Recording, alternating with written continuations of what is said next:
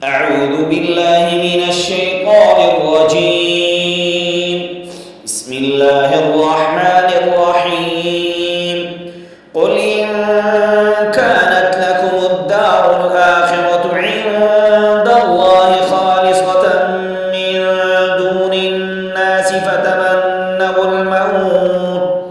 فتمنوا الموت إن كنتم صادقين ولن يتمنوه أبدا بما قدمت أيديهم والله عليم بالظالمين. ولتجدنهم أحرص الناس على حياة ومن الذين أشركوا يود أحدهم لو يعمر 1000 سنة وما هو بمزحزحه من العذاب أن يعمر والله بصير بما يعملون. قل من كان عدوا لجبريل فإنه نزله على قلبك بإذن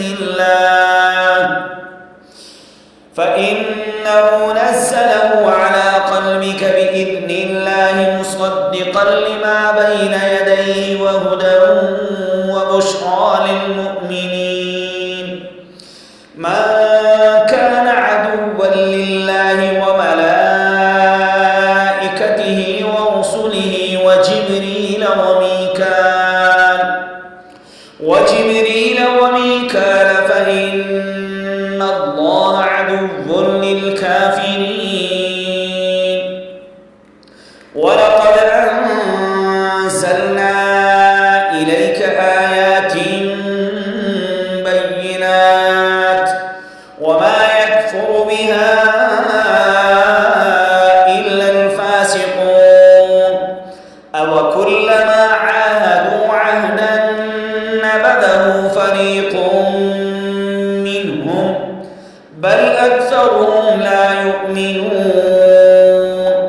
ولما جاءهم رسول من عند الله مصدق لما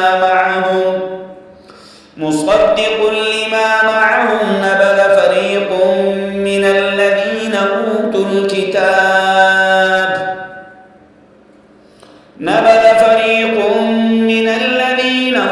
الكتاب كتاب الله وراء ظهورهم كأنهم لا يعلمون. صدق الله العظيم. आज एम बाबू Tanoli Islamic studio से आपको 14वां सबक पढ़ाया गया है। आप कुरान पाक खोलिए और जिस तरह पढ़ाया जा रहा है इसको आप सुनिए। इंशाअल्लाह ताला आपको कुरान पाक पढ़ना आ जाए। अगर आप शौक़ रखेंगे बहुत जल्द आप कुरान पाक पढ़ना शुरू कर देंगे। दूसरों तक कुरान पाक को पहुँचाने में, कुरान पाक सिखाने में मेरा साथ कीजिए। मेरे चैनल को सब्सक्राइब कीजिए, मेरे चैनल को लाइक कीजिए और कमेंट कीजिए। अस्सलामु अलैकुम।